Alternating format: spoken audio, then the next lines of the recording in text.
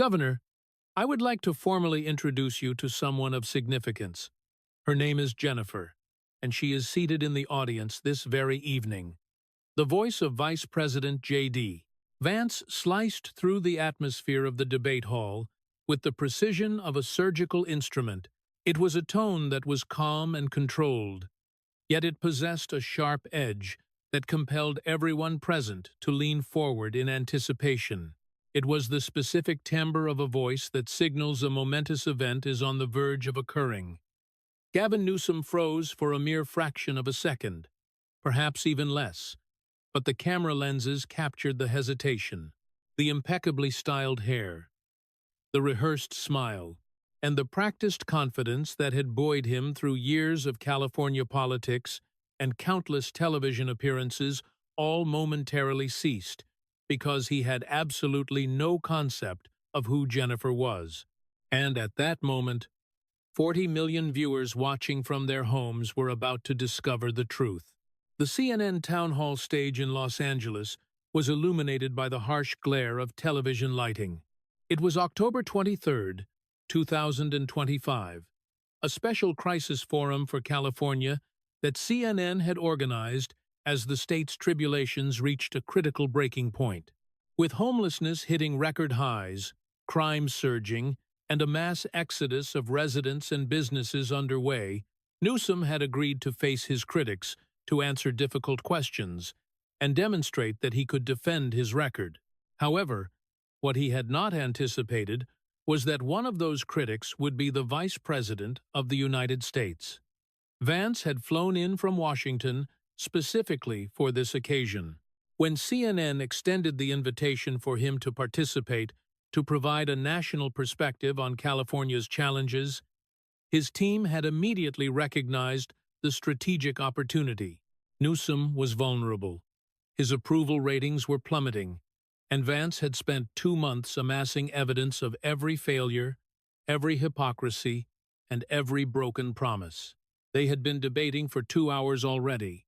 Newsom had arrived to defend California, to argue that the criticism was exaggerated, and to assert that the state was still thriving. Conversely, Vance had arrived to systematically dismantle that narrative, and for the preceding 2 hours, he had been doing exactly that, methodically and relentlessly presenting round after round of evidence that could not be spun away. But this moment was different. This was not about statistics or policy debates anymore. The situation was about to become intensely and undeniably personal. The camera located her in row 7, on the left side of the audience. A woman in her early 50s, thin in a manner that spoke of missed meals rather than visits to yoga studios, wearing clothes that were clean yet clearly worn. Her face was lined with the specific kind of exhaustion that stems from sleeping on concrete, from never feeling truly safe, and from years of struggling simply to survive. She stood slowly, her hands trembling slightly. Her name was Jennifer. Dana Bash, the CNN moderator, appeared confused. This interaction was not in the agreed-upon format. They were supposed to be concluding the event, yet she did not intervene. Nobody stopped it, because everyone in that hall could feel the shift. Something real was about to break through all the political posturing. Governor Newsom. Jennifer's voice was quiet initially, shaking, but the microphones captured every syllable. You do not know me, but I know you. I used to live 3 blocks from your house in San Francisco, in the Pacific Heights neighborhood, which is a beautiful neighborhood. Newsom's face had already arranged itself into his signature expression of empathy. It was the slight tilt of the head, the concerned eyes, the softened voice, the look he had practiced 1,000 times for town halls and photo opportunities with constituents in crisis. I am so sorry to hear about your situation, he began. I was a teacher. Jennifer's voice grew stronger, cutting through his practiced sympathy as if it did not even exist. I taught 5th grade at Monroe Elementary in the Sunset District. I taught for 17 years, and I loved those children. I loved my job.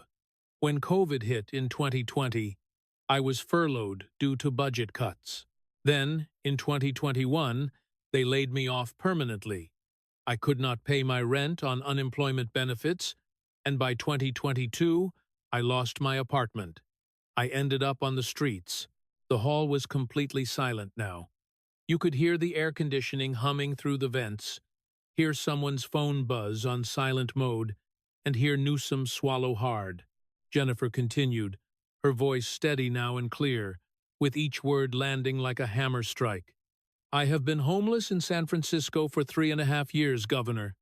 3.5 years. While you have been in office, I have tried to obtain help. I have gone to the shelters. They are either full, dangerous, or both. I have called the hotlines you established. I have filled out applications for housing assistance. They tell me there are waiting lists that are 2 years long, 3 years long. They tell me to keep checking back. Meanwhile, I sleep in doorways. I have been beaten up twice and had my backpack stolen 4 times, losing everything I owned. Last winter, I almost died from pneumonia. She paused to let that reality sink in, then looked directly at Newsom with eyes that had nothing left to lose. And you walked past me twice. I was not invisible. You saw me. The silence that followed felt as though the air had been sucked out of the room. I was sleeping in a doorway on your street. Your actual street. Governor, in Pacific Heights, on Filbert Street. This was last year, on a November evening around 7 o'clock. You were coming out of your house, dressed up in an expensive-looking suit. You were talking on your phone. You walked right past me. You looked down at me for perhaps 1 second. We made eye contact, and then you stepped around me and kept walking. Newsom opened his mouth to speak, but nothing came out. Jennifer was not finished. Her voice became even stronger. The second time was 2 weeks later.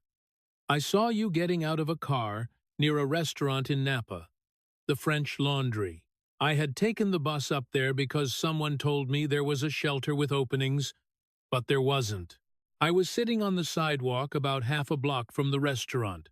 You walked past me with a group of people, all dressed up and laughing. You glanced at me and kept walking. You went inside that restaurant, and I slept outside on the street that night. She paused, and her voice cracked slightly, but she pushed through the emotion. Do you know what that dinner cost?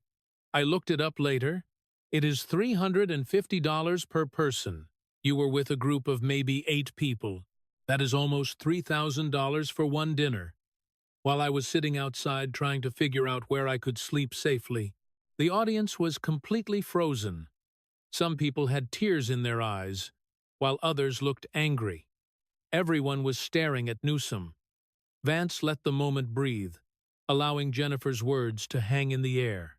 Then he spoke, his voice quiet but clear. Jennifer is one of 181,000 homeless people in California. That is 30% of all homeless people in the entire United States, located in one single state. You have been governor for 7 years. You have spent, and I want everyone to hear this number, you have spent $24 billion on homelessness programs. $24 billion with a B. He paused. That is approximately $130,000 per homeless person. For that amount of money, you could have literally bought each homeless person in California a house in most American cities. Instead, Jennifer sleeps in doorways, and you walk past her on your way to $300 dinners. Vance turned to face Newsom directly. She is not a statistic, Governor. She is not a budget line item. She is a human being. She is a teacher who devoted 17 years to educating California's children. And your government failed her. Your programs failed her. Your $24 billion failed her. But more than that, you personally failed her. You saw her, you looked her in the eye, and you walked past her twice. The silence stretched out for 5 seconds, 10 seconds, 15 seconds, the longest silence in modern political television history. Finally, Newsom spoke. His voice had lost its smooth confidence. It came out defensive and strained. This is ambush politics, using vulnerable people as political props. She is not a prop. Vance's voice cut through, sharp now. She is your constituent. She lives in your state. She has been trying to get help from your programs for 3 years. She has every right to be here, and every right to ask you why you walked past her. Newsom turned toward Jennifer, his face flushed. I am deeply sorry for what you have been through, but I cannot be expected to personally recognize and solve every individual person's situation. The words hung in the air, and everyone watching knew he had just made a fatal mistake. Vance did not even need to respond. The audience reacted for him with gasps, a few boos, and someone shouting, "Unbelievable!" Jennifer just stood there, looking at Newsom with an expression that was not angry. It was worse. It was disappointed. It was the look of someone who had hoped for better and been proven wrong. Vance spoke quietly, deadlier than before. "No one expects you to solve every individual problem personally, Governor. But we expect you not to walk past homeless people on your way to $300 dinners while claiming you are working day and night to help them. We expect you not to spend $24 billion and make the problem worse. And we expect you to have enough self-awareness to understand why Jennifer's standing here right now, telling this story to 40 million Americans, is devastating to your credibility." He turned to the camera, addressing the millions watching at home. This is what happens when politicians stop seeing people and start seeing political problems to be managed. Jennifer is not a problem. She is a person, a teacher, someone who contributed to society for years. And the government she paid taxes to, the state she served, abandoned her while the man running that state walked past her twice without a second thought. Newsom was shaking his head, his perfect hair slightly disheveled for the first time anyone could remember. "That is not fair," he protested. "Fair?" Vance's voice rose slightly. "Jennifer, sleeping in doorways for 3 years is not fair. You spending enough money to buy her a house 10 times over and not helping her is not fair. You walking past her while she is homeless, while you are literally responsible for solving homelessness, that is not fair. Do not talk to me about fair." Everyone watching knew that Gavin Newsom's carefully constructed political image had just shattered into pieces on live television. But to understand how we arrived at this moment, how the Vice President of the United States came to Los Angeles with receipts, evidence, and a homeless teacher to systematically destroy a sitting governor's credibility, you have to go back 2 hours earlier when this all began. 2 hours earlier, the green room backstage at the CNN studio in Los Angeles was buzzing with nervous energy. Gavin Newsom sat in a director's chair while a makeup artist touched up his foundation, making sure the harsh television lights wouldn't wash him out. His suit was custom-tailored navy blue, a color that tested well with focus groups and probably cost $3,000. His hair was perfect. It was always perfect. Political operatives often joked that Newsom's hair had better approval ratings than most senators.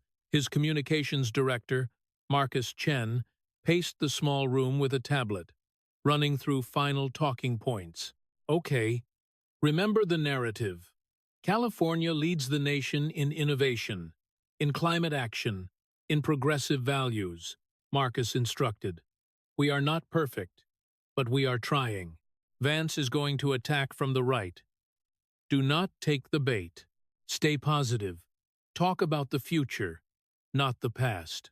Newsom nodded absently, checking his phone, scrolling through Twitter to look at the early commentary about tonight's forum. Most of the political class expected this to be a typical partisan food fight. Newsom defending California's record, and Vance attacking, with both sides claiming victory afterward. "Vance is going to come at you on homelessness," Marcus continued. "We know that is his opening. you pivot to investment. $24 billion shows commitment.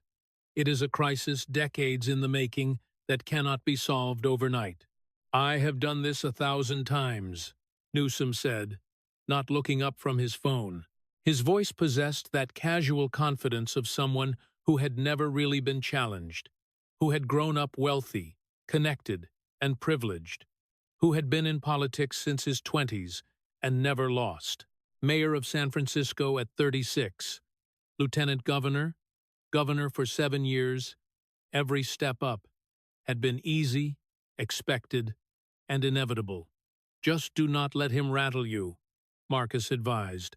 He is going to try to make it personal. Stay above it. What Newsom did not know, and could not have known, was that 3 floors up, J.D. Vance was in a different green room, having a very different kind of preparation session. Vance sat at a table, completely covered with manila folders, color-coded tabs sticking out. Red for homelessness, blue for economy, green for crime, yellow for hypocrisy. Each folder was thick with documents, printouts, highlighted passages, and annotated notes. This was not debate prep. This was a prosecution.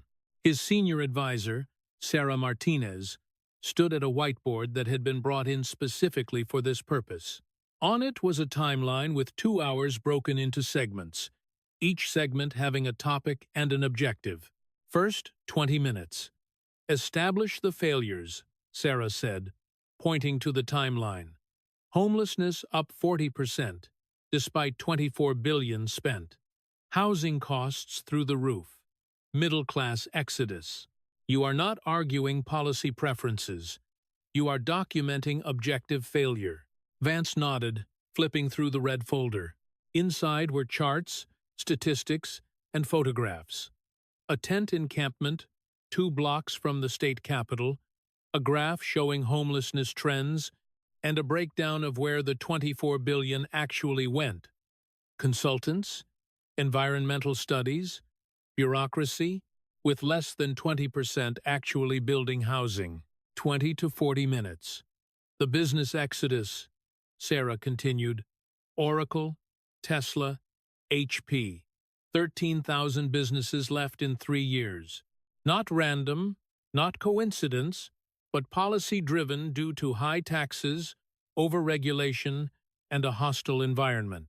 The blue folder contained corporate press releases, CEOs explaining why they were leaving, tax burden comparisons, regulatory compliance cost analyses, and business climate rankings that put California dead last. 40 to 60 minutes. Crime and quality of life. Sarah went on. Proposition 47, effectively legalizing theft. Videos of smash and grab robberies. Store closures. He will say, crime is down. You show it is only down because they changed how they count it. The green folder contained video links, news articles, police reports, and evidence that could not be spun away. 60 to 90 minutes. The hypocrisy, Sarah said, tapping the yellow section. This is where you destroy his credibility. French laundry dinner during lockdown, private jets while lecturing about climate, kids in private school while opposing school choice, living in a bubble while claiming to represent working people. Vance opened the yellow folder to see photos of Newsom at high-end restaurants, flight manifests showing private jet usage, his kids' school tuition records at $40,000 per child per year, and his house purchase records for $4 million in Pacific Heights. And then, 90 minutes in, when he is already wounded, when his talking points are exhausted, when he is defensive, that is when we make it human. That is when we show what all these failures actually mean. Vance looked at a photo of Jennifer taken just last week. She was sitting on a sidewalk, her few possessions in a backpack beside her, looking tired, used up, and forgotten. She is ready? Vance asked. She is ready, Sarah confirmed. She knows her story, knows the dates, and can prove she was there when she says she was. We have checked everything. It is airtight." Vance closed the folder and sat back.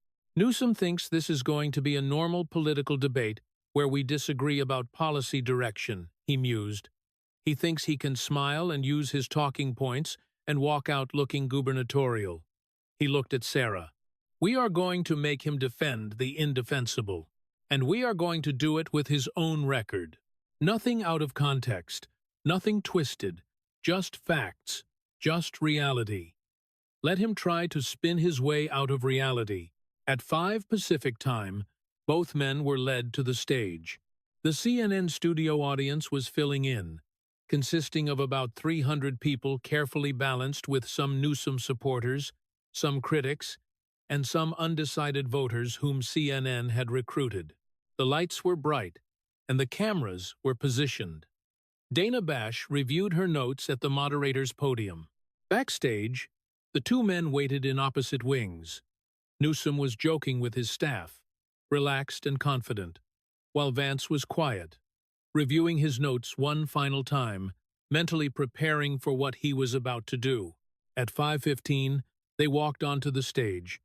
Newsom with his practiced smile and wave to the audience, Vance with a serious nod. They shook hands for the cameras. Newsom's grip was firm and practiced, while Vance's was businesslike and brief. Then they took their positions at podiums about 15 feet apart. Dana Bash welcomed the television audience and explained the format. 2 hours, a mix of direct exchanges and audience questions, covering topics ranging from homelessness to crime to economy to quality of life. She emphasized that this was meant to be substantive, civil, and focused on solutions. That civility lasted about 10 minutes. "We will begin with opening statements," Dana said. "Governor Newsom, you have 3 minutes." Newsom stood from his stool. He always preferred to stand for important moments, as it made him look taller and more commanding. "Thank you, Dana. Thank you to CNN. And thank you to everyone watching tonight. Look, I am not going to stand here and tell you California is perfect. No state is. We face real challenges, challenges that affect real people every single day. But I want Americans to understand something. California is not failing. California is leading." He hit his rhythm now, utilizing the smooth cadence of someone who had given this speech 100 times. "We have the 5th largest economy in the world, larger than India, larger than the United Kingdom. We are home to the most innovative companies on Earth. The technology that powers your phones, your computers, your cars, it comes from California. Google, Apple, Tesla started here. The entertainment you watch, the food you eat, California produces more agriculture than any other state." He was warming up, gesturing now. "We have led the nation on climate change, on civil rights, on workers' protections, on healthcare access. When Washington was paralyzed by partisan gridlock, California acted. We have invested unprecedented resources in solving our challenges. $24 billion on homelessness. That shows commitment. That shows we are serious." He looked directly into the camera, a move his media coaches had drilled into him. "Yes, we have a homelessness crisis. It is real, it is visible, it breaks my heart every day. But this is a crisis that took decades to develop. It cannot be solved overnight. It requires sustained investment, compassion, and evidence-based solutions. That is what we are doing." He paused for effect. "I believe in California. I believe in its people, and I believe in its values. I believe we are showing America what is possible when you have the courage to tackle big problems with big solutions, when you put people over politics, and when you lead with your values instead of following the polls." A final gesture, open-handed and sincere-looking. That is what tonight should be about. Not tearing down, not playing political games, but having an honest conversation about how we build a better future for California, for America, for all of us. Scattered applause emanated from the left side of the audience. Newsom sat back on his stool, looking satisfied. He had hit all his marks, set the tone he wanted, and positioned himself as the optimistic leader with a vision. Dana Bash nodded. Vice President Vance, your opening statement. Vance stood slowly. There were no theatrical movements, no practiced gestures. He just stood and looked across at Newsom with an expression that was hard to read. Not angry, not smug, just serious, like a lawyer about to present evidence in a case he knew he would win. Governor Newsom, I appreciate your optimism. I really do. Optimism is good. Hope is good. But let us talk about reality. Not talking points. Not spin reality. His voice was calm, but there was steel underneath it. The Appalachian accent was subtle but present. This was not a slick coastal politician. This was someone who had grown up in a different world, who had seen what happened when industries collapsed and communities died. You said California's economy is the 5th largest in the world. That is true. It is also true that in the past 3 years, California lost 800,000 residents, net more people leaving than arriving. For the first time in California's 170-year history, people do not leave success stories, Governor. They leave failures. He pulled a small note card from his jacket pocket. You said you have invested $24 billion in homelessness. Also true. It is also true that during your time as governor, homelessness in California increased by 40%. You spent $24 billion and made the problem worse. That is not investment. That is waste. He glanced at the card, then back at Newsom. You talked about California leading on climate change. You also took 41 private jet flights last year. Your carbon footprint from just those flights is more than what 50 average Californians produce in a year. You lecture people about driving SUVs while you fly private everywhere. That is not leadership. That is hypocrisy. Newsom was shaking his head. But Vance kept going. You mentioned California's innovation economy. You did not mention that Tesla moved its headquarters to Texas, or that Oracle moved to Texas, or that Hewlett-Packard moved to Texas, or that 13,000 businesses have left California in the past 3 years. Why are the companies you are so proud of leaving? He put the note card away. You said you believe in California's values. So do I. California should be the greatest state in America. Perfect weather, natural beauty, innovative people, natural resources. It has everything going for it. Everything except competent governance. His voice got quieter, more intense. You have been governor for 7 years. You have had a Democratic supermajority in the legislature, massive budgets, and no meaningful opposition. You have had unlimited power to implement your vision. And what has happened? Housing costs up 50%, gas prices highest in the nation, crime surging, schools failing, middle class fleeing, homelessness exploding. He paused. At some point, Governor, you have to stop blaming everyone else and look in the mirror. You have had every advantage, every resource, every opportunity, and you have failed. Not in the ways that politicians usually fail, getting outmaneuvered, losing votes, having to compromise. You failed in the most basic way possible, making things worse instead of better. He turned to face the audience. Tonight, I am going to walk through California's failures in detail. Not because I want to tear down California. I love California. My wife and I got married there. But because the people of California deserve accountability. They deserve to know where their money went, why their lives got harder, and why the promises did not match reality. Back to Newsom. You have had your chance, Governor. 7 years. It did not work. Maybe it is time to admit that and try something different. Dead silence filled the audience. There was no applause, no reaction, just the weight of what had been said. Dana Bash looked between them, recognizing this was going to be different than the typical political debate. Let us begin with our first topic, homelessness and housing. This is clearly the most visible crisis in California. Governor Newsom, you mentioned the $24 billion. Walk us through what that money has accomplished. And with that question, the real debate began. Not the theatrical opening statements, but the detailed examination of failure, round by round, topic by topic, each one building on the last, each one making it harder for Newsom to maintain his narrative. This was not going to be a draw where both sides claimed victory. This was going to be a demolition, piece by piece, claim by claim, until there was nothing left but the gap between rhetoric and reality. Newsom stood from his stool, ready for this topic. He had known it was coming, and his team had prepared him.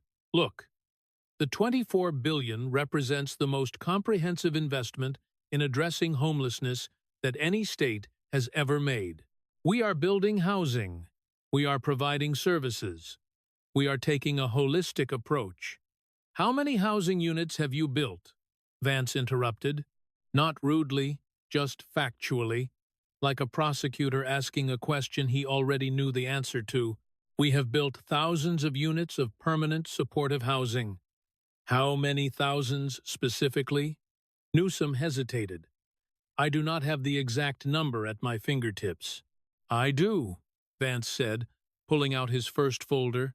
Red tab opened. In the 7 years you have been governor, California has built approximately 18,000 units of permanent, supportive housing. Specifically for homeless individuals, 18,000 units. That sounds good until you do the math. He pulled out a document and held it up so the audience could see. $24 billion divided by 18,000 units equals $1.3 million per unit. Per unit. Governor, you spent more than $1 million per apartment to house homeless people. The audience stirred. That number did not sound right. It could not be right. Vance continued. For context, the median home price in California is $800,000. You could have bought every homeless person in California an actual house for less than what you spent per supportive housing unit. How is that possible? Newsom was already going defensive. Housing production involves complex factors: construction costs, environmental review, land acquisition. Let us talk about that, Vance said, pulling out another document. This is a case study from the Los Angeles Times. A supportive housing project in downtown LA, 80 units. Want to know how much they spent on environmental impact reports before breaking ground? He did not wait. $4. $2 million on environmental reports for a building in downtown Los Angeles that was going on a parking lot. $4.2 million in consultant fees, studies, and bureaucratic process before a single homeless person got housed. He pulled out more papers. The San Francisco Chronicle did an investigation last year. They found that in San Francisco, the average cost of building one unit of supportive housing is $750,000 in construction costs alone. Why? Because of permit fees, impact fees, union requirements, prevailing wage laws, environmental mandates, you have created a system where it costs $750,000 to build one apartment. Newsom tried to respond. We have important protections in place. Important protections that make housing homeless people impossibly expensive. Vance countered. Do you know what it costs to build an apartment in Houston? $90,000. In Nashville, $120. In Dallas, $140. You are spending 5 to 6 times more than other cities to build the exact same thing. That is not protection. That is waste. Vance was just getting started. And that is just the money that actually went to housing. Want to know where the rest went? He pulled out a pie chart and held it up. This is from the California State Auditor's report on homelessness spending. Of the $24 billion, only 37% went to actual housing construction or rental assistance. 37%. Where did the other $15 billion go? He pointed to the chart. Administration, $5 billion. Consultants and studies, $3 billion. Services and programs, meaning salaries for caseworkers, counselors, coordinators, $4 billion. Facilities and infrastructure, meaning offices for the people running the programs, $2 billion. Unaccounted or unspecified, $1 billion. He looked up at Newsom. You have created a homelessness industrial complex. Thousands of people employed in nonprofits, government agencies, and consulting firms, all making good salaries, managing the homelessness crisis. But the actual homeless population keeps growing because the system is not designed to solve homelessness. It is designed to manage it, to sustain itself, to keep the grant money flowing. The audience was completely silent. Now, these were not partisan talking points.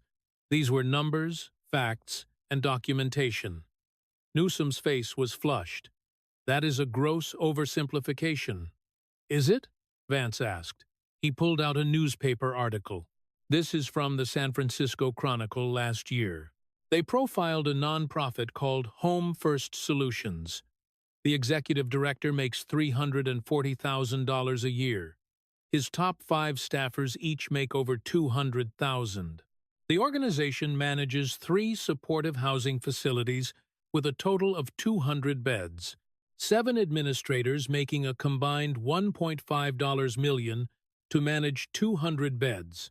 That is $7,500 in administrative salary per homeless person housed. Does that sound like efficient use of taxpayer money? He did not wait for an answer.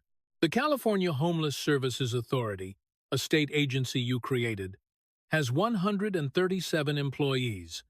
Average salary $110,000. Total payroll $15 million a year. How many homeless people do they directly house? 0. They are administrators, coordinating, managing, studying, while people sleep on the streets. Vance looked at the audience. This is what happens when government throws money at a problem without accountability, without results-based metrics. The money gets absorbed by bureaucracy and well-meaning but ineffective programs. And the problem gets worse. Back to Newsom. You have been governor for 7 years. Homelessness has increased 40%. You have spent more money than most countries' entire GDP, and it got worse. At what point do you admit the approach is not working? Newsom tried to pivot. Housing and homelessness are complex, multi-generational issues. Let us talk about something simple then, Vance said, cutting him off. Let us talk about November 6th, 2020. Where were you that night? Newsom's face tightened. He knew exactly where this was going. I do not recall specific dates from.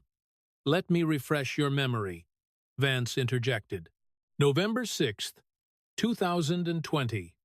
You were at the French Laundry restaurant in Napa Valley. 3 Michelin stars, one of the most expensive restaurants in America. You were there for a birthday party. Vance pulled out photographs. This is you inside the restaurant at a table with 12 other people. Indoors, maskless, no social distancing, having dinner. The photos appeared on the monitors around the audience, showing clear images of Newsom at a fancy restaurant, laughing, glass of wine in hand, surrounded by people, with no masks and no distancing. Want to know what is interesting about November 6th, 2020? Vance's voice was calm but cutting. That was during your strictest lockdown.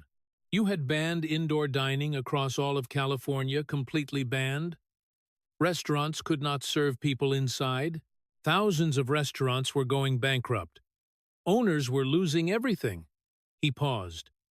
You also told Californians not to gather with people outside their households. No birthday parties, no family dinners. You specifically said, and I have the clip, that gathering for holidays or celebrations was too dangerous. Remember that? Newsom opened his mouth, but Vance kept going.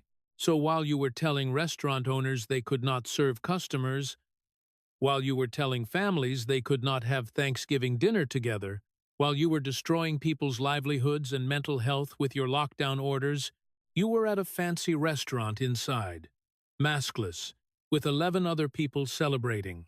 He pulled out a receipt. Want to know what that dinner cost? The table's bill was $15,400, including wine pairings, yuan. While restaurant owners across California were filing for bankruptcy because you would not let them operate. The audience was murmuring now, some people looking disgusted, others shaking their heads. And who paid for that dinner? Vance asked. Who picked up the $15,000 tab while you were deciding which California businesses could survive and which had to die? He pulled out another document. The California Medical Association, a lobbying group. They paid for your dinner. You were there with their lobbyists, making decisions about their issues, while they bought you $15,000 worth of food and wine. Newsom tried to respond. I have apologized for that dinner multiple times. You apologized for getting caught. Let us be clear about what happened. Someone leaked photos, the story broke. You went on TV and said you made a mistake. But the mistake was not the lockdowns. The mistake was not the hypocrisy. The mistake was not being more careful about being photographed. Vance's voice got harder. 2 weeks after that dinner, 2 weeks, you signed legislation favorable to the California Medical Association, legislation they had been lobbying for. Coincidence? I have never let personal relationships influence policy decisions, Newsom asserted. You took a $15,000 dinner from lobbyists and then signed their bill. That is not a personal relationship. That is corruption. Legal corruption, maybe, but corruption. Vance turned to the camera. This is what bothers people. Not that politicians are imperfect, but the complete lack of self-awareness. You shut down restaurants, destroyed businesses, told families they could not see each other for Thanksgiving. Then you went to the fanciest restaurant in the state for a $15,000 lobbyist dinner, and you thought that was okay. Back to Newsom. You did not think about the restaurant owner who just filed for bankruptcy?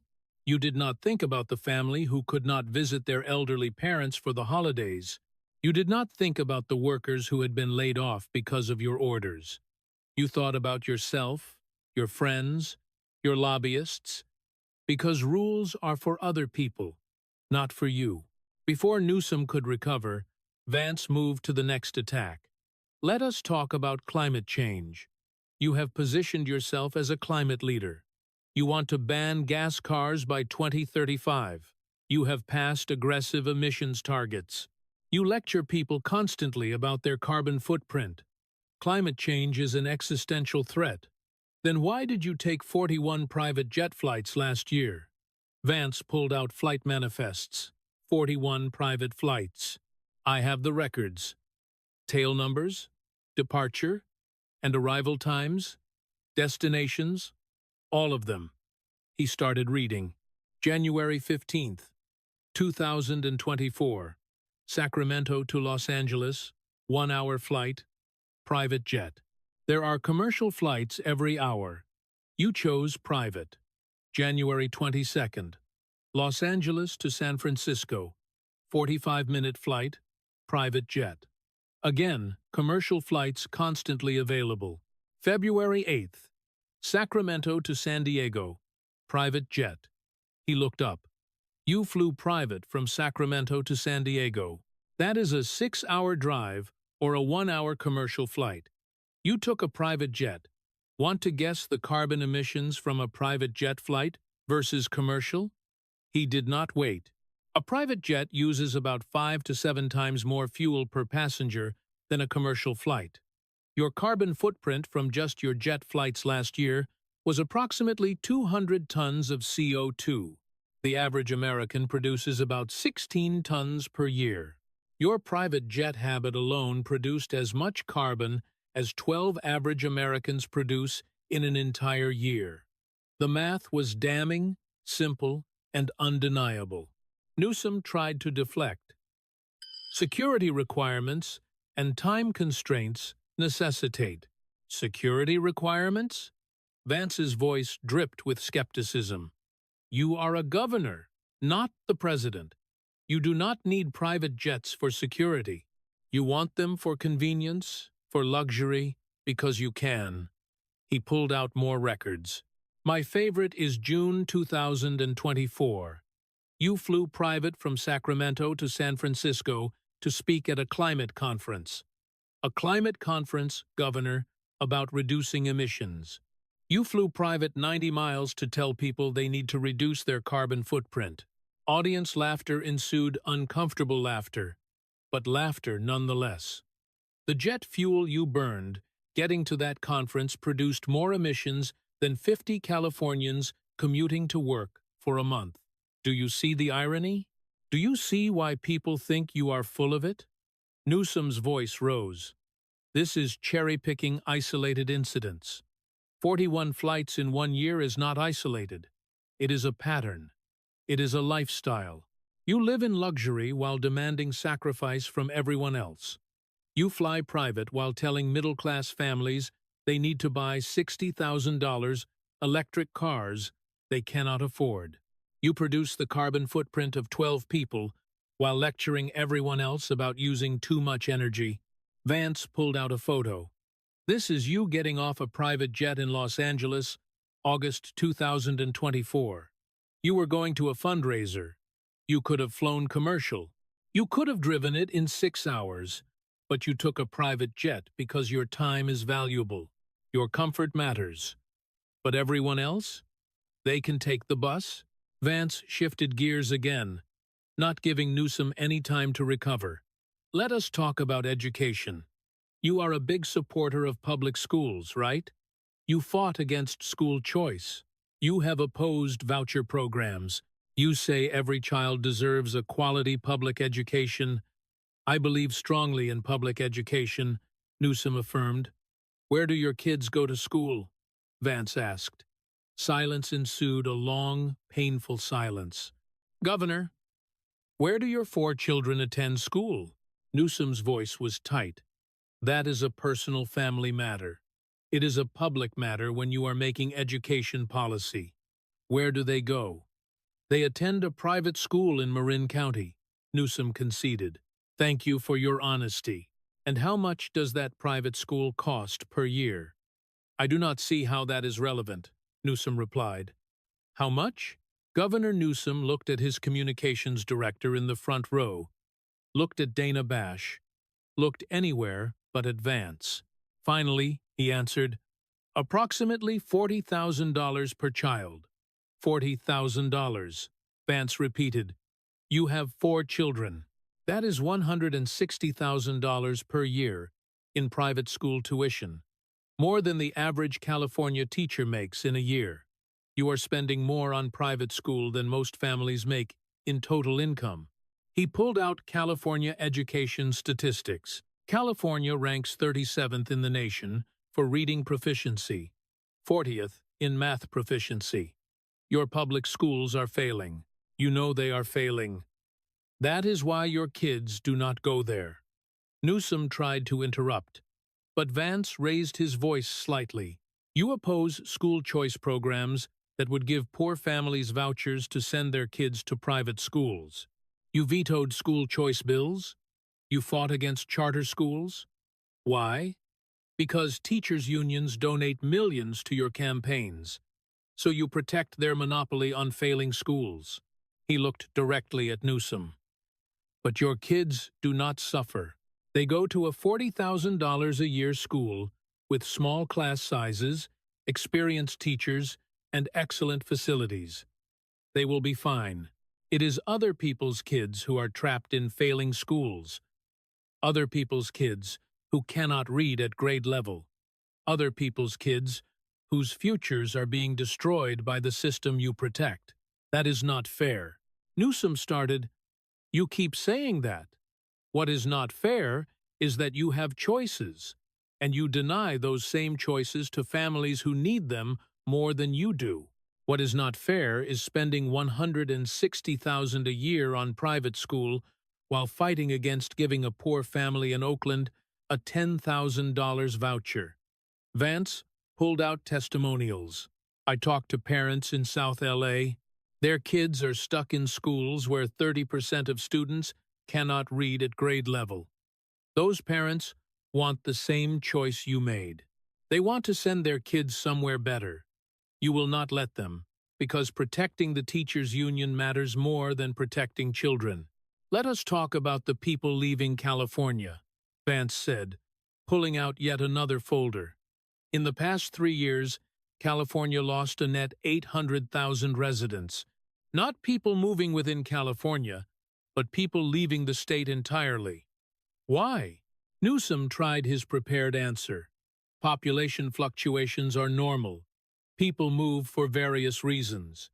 800,000 people. That is not fluctuation. That is exodus. And it is not random. Let us talk about who is leaving." Vance pulled out demographic data. Middle-class families, young professionals, small business owners, retirees, the people who built California, the people who made it work. They are leaving. And you know who is replacing them? The very wealthy who can afford California's costs, and the very poor who qualify for California's services. The middle is being hollowed out. He showed charts on the monitors. Median income families, people making between $50,000 and $150,000 a year, are leaving California at twice the rate of other income groups. Why? Because they cannot afford to live there anymore. Housing costs up 50% in 7 years, gas prices highest in the nation, electricity rates second highest, car insurance most expensive, grocery costs 30% above the national average, tax burden highest in the nation. You have created a state where, if you are a billionaire, it is fine. If you are poor, you get benefits. But if you are middle class trying to raise a family, you are being crushed. Newsom tried to respond. "We are making investments in affordability. You have been making those investments for 7 years. It has gotten worse, not better. How long before you admit your investments are not working?" Vance pulled out corporate press releases. Oracle moved its headquarters to Texas, announced in December 2020. Why did they leave? CEO Larry Ellison said, and I quote, "California's business climate has become untenable. The regulations, the taxes, the costs make it impossible to grow." Tesla.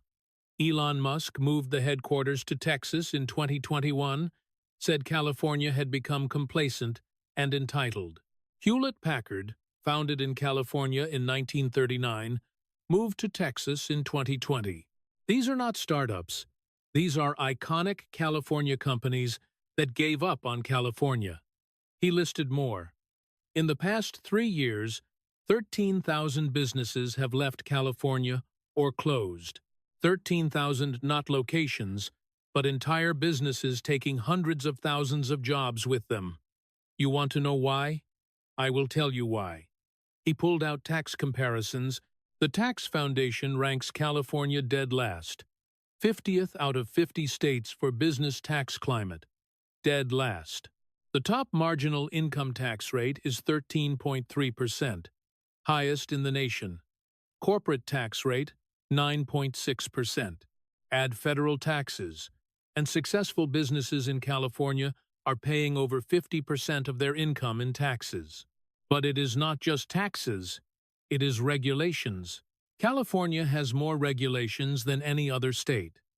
Environmental regulations, labor regulations, safety regulations, building codes, permitting requirements.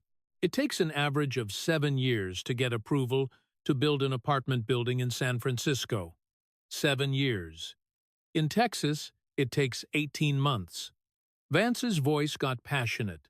Now you have made it impossibly expensive and impossibly complicated to do business in California. So, businesses leave. And then you act surprised and blame Republicans or corporations or whoever.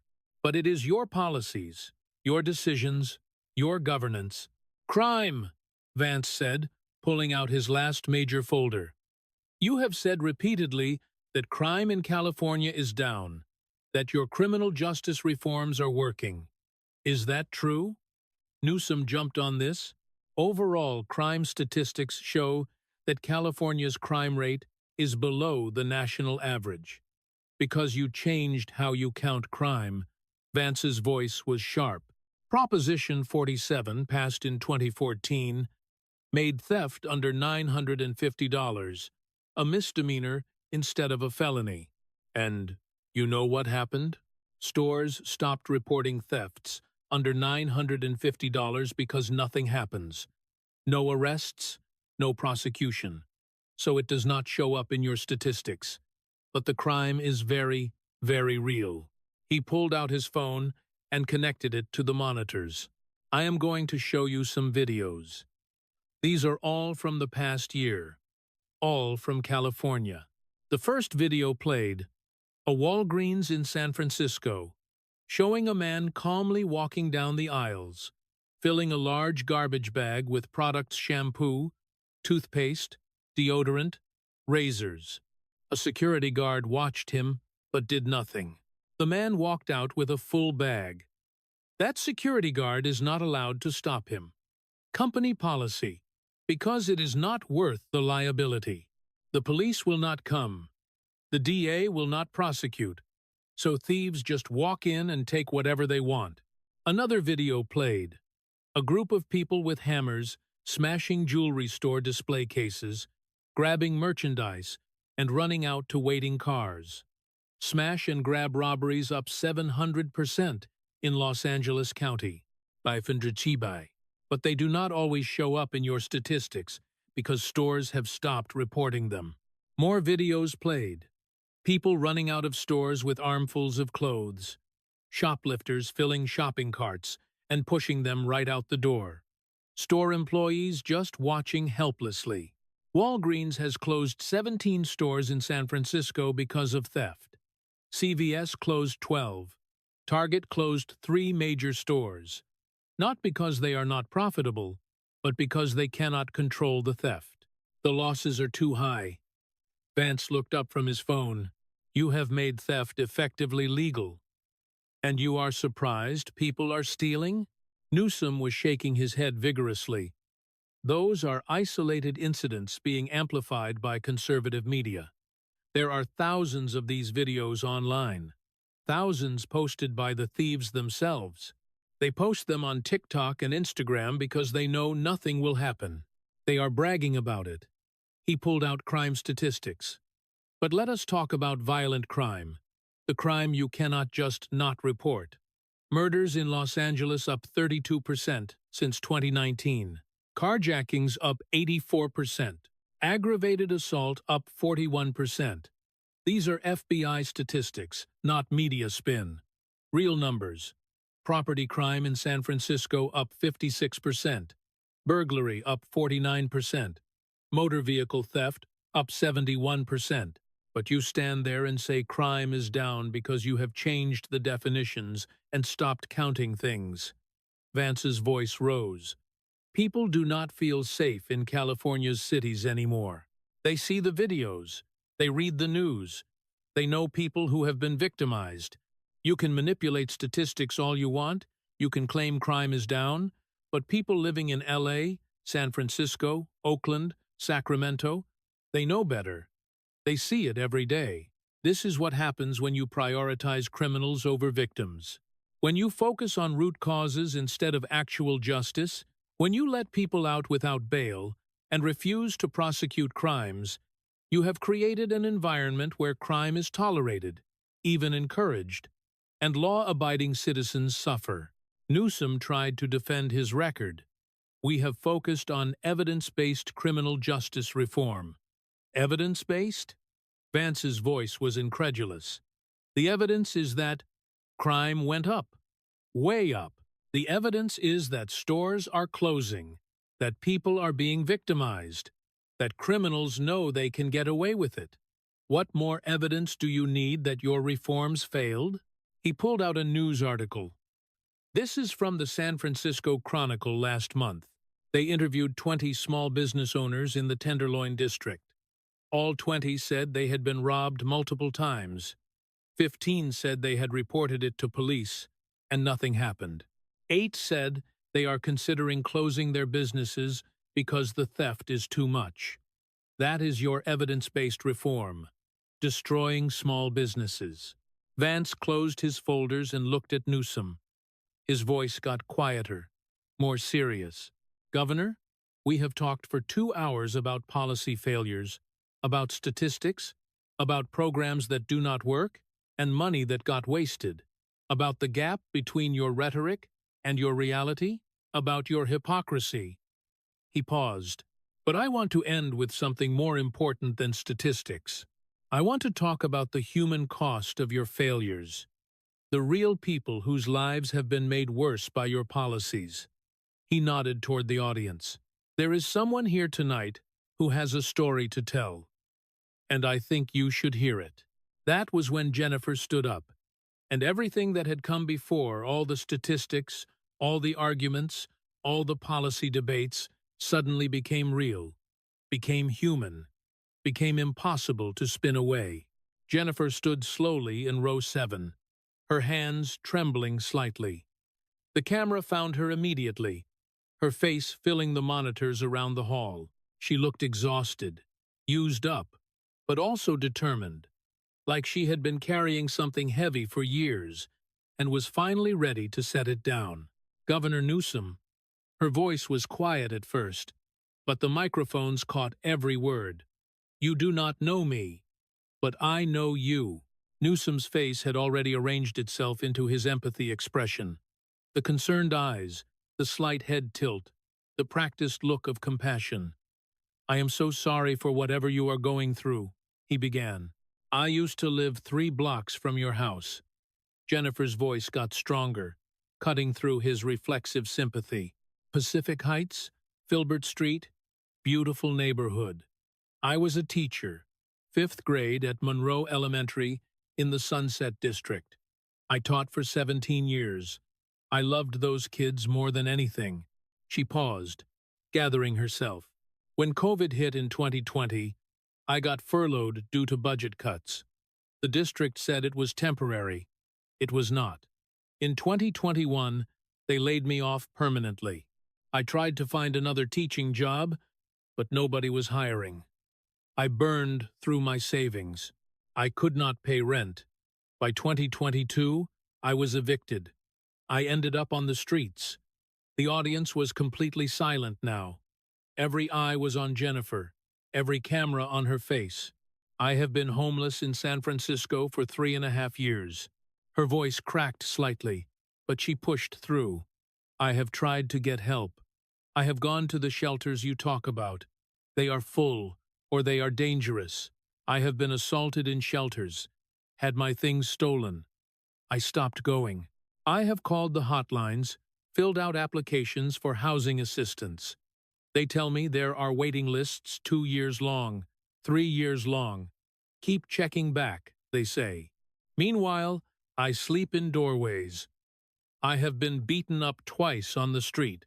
Everything I owned has been stolen at least 4 times. Last winter, I got pneumonia. I almost died. A free clinic saved my life. She looked directly at Newsom now, her eyes locked on his. And you walked past me twice. I was not invisible, Governor. You saw me. Newsom opened his mouth, but nothing came out. His practiced expressions had all disappeared. He just looked stunned. The first time was November last year. Evening, maybe 7. I was sleeping in a doorway on your street, Filbert Street. You came out of your house. You were dressed up, nice suit. You were on your phone talking to someone, laughing. You walked right past me. We made eye contact for maybe 1 second. You looked at me. You saw me. and then you stepped around me and kept walking. Got into a black car and drove away. The audience was frozen. Some people had tears in their eyes. The second time was 2 weeks later. I had taken the bus up to Napa. Someone told me there was a shelter with openings. There wasn't. I was sitting on the sidewalk in Yountville. It was evening, and I saw you getting out of a car near a restaurant, the French Laundry. I recognized you immediately. Her voice got stronger. You were with a group of people, maybe 8 or 9, all dressed up, laughing, having a good time. You walked right past me. You were maybe 10 feet away. You glanced at me, just a quick look, and kept walking. You all went into that restaurant, and I sat there on that sidewalk, trying to figure out where I was going to sleep that night. She paused, wiped her eyes. Do you know what that dinner costs at the French Laundry? I looked it up later at the library. $350 per person. You were with 8 people. That is almost $3,000 for one dinner while I was sitting outside trying to figure out how to survive the night. The silence in the hall was suffocating, heavy, and painful. I am not telling you this to make you feel bad, Jennifer said. I am telling you because I want you to understand something. You spent $24 billion on homelessness. That is what Vice President Vance said. $24 billion. I am one of the homeless people that money was supposed to help, and it never reached me. Not once in 3.5 years has anyone from your programs helped me. Her voice rose slightly. So where did the money go? Because it did not go to me. It did not go to the other homeless people I know on the streets. We are still out there, still sleeping in doorways, still getting beaten up and robbed and sick, still trying to survive while you spend billions and walk past us on your way to fancy dinners. Vance let the moment breathe. Let Jennifer's words settle over the audience, over Newsom, over the millions watching at home. Then he spoke, his voice quiet, but clear. Jennifer is one of 181,000 homeless people in California, 30% of all homeless people in the entire United States. In one state, Governor, you have been in office for 7 years. You have spent $24 billion, and homelessness increased by 40%. Jennifer is the result of your policies, the human cost of your failures. He paused. She is not a statistic. She is not a political problem to be managed. She is a human being, a teacher who devoted 17 years to educating California's children, who paid taxes, who contributed to society, and when she needed help, your government abandoned her. Your programs failed her. Your $24 billion failed her. Vance's voice got harder. But worse than that, you personally failed her. You saw her, not once, but twice. You looked her in the eye, and you walked past her on your way to dinner, on your way to live your life, while she had nowhere to go. He turned to face Newsom directly. She is not a prop, Governor. She is your constituent. She lives in your city. She tried to access your programs. She deserves answers, so answer her. Why did you walk past her? Why did not your $24 billion help her? Why is she still on the streets? All eyes turned to Newsom. His face was flushed, his perfect composure completely shattered. When he spoke, his voice came out defensive, strained. I am deeply sorry for what you have been through, truly, but I cannot be expected to personally recognize and solve every individual person's. He stopped, realized what he just said, and tried to recover. What I mean is, but it was too late. The damage was done. The audience gasped. Someone booed. Jennifer just stood there looking at him with an expression that was not anger. It was disappointment, like she had hoped for better and been proven wrong. Vance did not need to say anything. Newsom had just sealed his own fate, but he spoke anyway, his voice quiet and devastating. No one expects you to personally solve every problem, Governor. But we expect you not to walk past homeless people on your way to $300 dinners while claiming you are working to help them. We expect you not to spend $24 billion and make the problem worse. We expect you to have enough awareness to understand why Jennifer's standing here right now, telling this story to 40 million Americans, is the end of your credibility. He looked at the camera, at the millions watching. This is what happens when politicians lose sight of what they are supposed to be doing, when they start caring more about their image than about results. When they stop seeing people and start seeing political problems. Jennifer is not a problem. She is a person, and she deserved better than being walked past twice by the man who is supposed to be solving homelessness. Back to Newsom. You have had unlimited power, unlimited money, unlimited time, and you made things worse. Jennifer is living proof.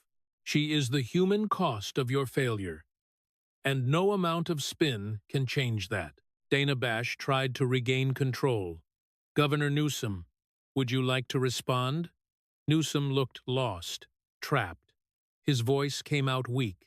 I do not recall those specific encounters. I interact with thousands of people, but if I walked past you, I sincerely apologize. The homelessness crisis is extraordinarily complex. We are working every day to address it through comprehensive, evidence-based approaches. You have been working on it for 7 years, Vance interrupted. It got worse, 40% worse. You have not solved it. You have not slowed it. You have made it worse while spending more money than most countries' entire budgets. He gestured toward Jennifer. She does not need your apology for walking past her. She needs housing. She needs the programs you promised. She needs the $24 billion to actually reach people instead of getting absorbed by bureaucracy and consultants. But you cannot give her that because your system does not work. Jennifer sat down slowly, exhausted. Several people in the audience were crying. Others looked angry. The energy in the room had completely changed. What had started as a policy debate had become something much more personal, much more real. Dana Bash tried to move on. We are coming to the end of our time. I would like to give both of you a chance for closing statements. Governor Newsom. Newsom stood, trying to gather himself, trying to find some way to recover, but his usual confidence was gone. His voice lacked its typical smooth cadence. Tonight you have heard a lot of criticism, a lot of cherry-picked statistics taken out of context. Yes, California faces challenges, real challenges, but we are addressing them with unprecedented investment and bold progressive policies. Change takes time. Solutions are complex. We are committed to doing better, to helping people like Jennifer, to making California work for everyone. It was weak, and he knew it. Generic platitudes that rang hollow after everything that had been presented. After Jennifer's testimony, he sat back down looking defeated. Vice President Vance, your closing statement. Vance stood, looked out at the audience, then at the cameras. Governor Newsom keeps saying California's problems are complex, that solutions take time, that more investment is needed. But here is the truth. California's problems are not complex. They are the result of bad governance, of policies that do not work, of priorities that are upside down. He ticked points off on his fingers. Housing is expensive because you have made it impossible to build. Homelessness is up because you spend money on bureaucracy instead of actual housing. Crime is up because you do not prosecute criminals. Businesses are leaving because you have made California hostile to business. The middle class is fleeing because they cannot afford to live there. These are not complex problems. They are the predictable results of your choices. And you have had 7 years to fix them. 7 years of unlimited power, and you made everything worse. His voice got quieter, more intense. But worse than the policy failures is the disconnect. You live in a $4 million house, You fly private jets. You send your kids to $40,000 a year schools. You have $300 dinners. You live in luxury while the state you govern falls apart. You walked past Jennifer twice. That is not a partisan attack. That is a fact. She was there. You were there. You saw her and kept walking. Because homeless people are not real to you. They are statistics, talking points, budget items, not human beings. He paused. Let that sink in. California deserves better. Its people deserve better. They deserve leaders who see them, who care about results more than image, who live by the same rules they impose on everyone else, who actually solve problems instead of making them worse while collecting good press. He looked at Newsom one final time. You have had your chance, Governor. 7 years. It did not work. Maybe it is time for California to try something different. And with that, the forum ended. No applause, no boos, just silence, the heavy silence of an audience that had just witnessed something they had never seen before. A complete and total dismantling of a political figure, not with personal attacks or cheap shots, but with facts, with evidence, with the gap between rhetoric and reality laid bare for everyone to see. Newsom walked off the stage without shaking hands. His team surrounded him immediately, probably already working on damage control, calling media allies, drafting responses, but everyone watching knew it was hopeless. You cannot recover from this. You cannot spin your way out of walking past a homeless woman on your way to a luxury dinner while spending billions supposedly to help her. The clips started spreading before the forum even ended. Audience members had been recording on their phones. By the time Newsom left the building, Jennifer's testimony had already been viewed 5 million times on Twitter. By midnight, it was 20 million. By morning, it was 40 million. The moment where Newsom said, "I cannot be expected to solve every individual person's problem," was clipped, shared, memed, and analyzed. His tone, his defensiveness, the look on Jennifer's face, it became the defining moment of the night, of his career. Conservative media ran with it immediately. Gavin Newsom's "let them eat cake" moment was the headline everywhere. But it was not just conservative outlets. CNN's own panel looked shell-shocked. "I have covered politics for 20 years, one analyst said. "I have never seen anything like that." The Jennifer moment was devastating. The Atlantic ran a piece titled, "When Progressive Rhetoric Collides with Reality." The New York Times editorial board wrote California's reckoning. Even MSNBC, typically friendly to Democrats, could not defend it. Newsom did not have answers, one panelist admitted. When you have spent $24 billion and made homelessness worse, what can you say? The polls came quickly. Newsom's approval rating in California dropped 9 points in 4 days. Among Democrats nationally, where he had been positioning himself for a future presidential run, he dropped 15 points. But more devastating was the favorability collapse among his core supporters. Progressive activists, young voters, the people who had believed in him, they felt betrayed. "We told him the programs were not working," one homeless advocate told NPR. "We told him the money was being wasted. He did not listen. He just wanted to spend billions and get credit for caring. He never actually wanted to solve the problem." The California recall movement, which had been struggling to gain traction, suddenly exploded. Within a week, they had gathered 300,000 new signatures. Within 2 weeks, they had enough to trigger another recall election.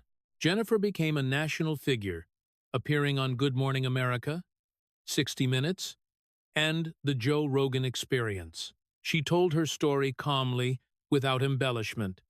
She did not need to, as the truth was damning enough. Vance's team connected her with private charities and community organizations, not government programs.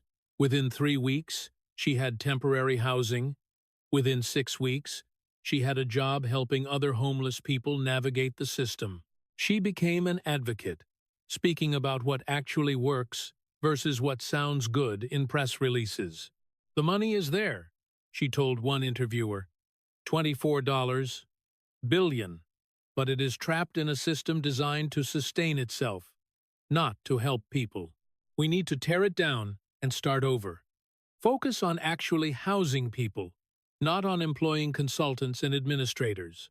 As for Newsom, he tried to recover, gave interviews defending his record, and issued statements about misunderstandings and context.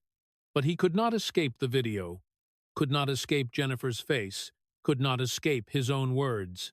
By December, rumors spread that he would not seek re-election. His team denied it, but major donors were pulling back. The whispers in Democratic circles got louder. He is finished. The recall election was set for March 2026. Early polls showed him losing by double digits. The man who had seemed destined for the presidency was now fighting to survive as governor, and it all came down to one moment. One woman, one simple, devastating truth. He had walked past a homeless teacher on his way to a $300 dinner while spending billions supposedly to help people like her. You can survive policy disagreements, you can survive political attacks, you can survive bad press cycles, but you cannot survive being exposed as fundamentally disconnected from the people you are supposed to serve. You cannot survive having your hypocrisy laid bare in front of 40 million people by someone whose life your failures destroyed. Gavin Newsom learned that lesson the hardest way possible. In a forum he had agreed to, thinking he would defend his record in front of cameras he had sought out, thinking they would showcase his leadership, they instead captured his political death. The moment when the perfect hair and the practiced talking points and the smooth delivery all proved worthless because he could not answer the simplest question. If you have had all this power and all this money, why are people like Jennifer still sleeping in doorways? He had no answer, and everyone watching knew it. That is how political careers end, not with scandals or resignations, but with viral moments and devastating silences, with truths that cannot be spun away. Gavin Newsom had his moment of truth, and it destroyed him.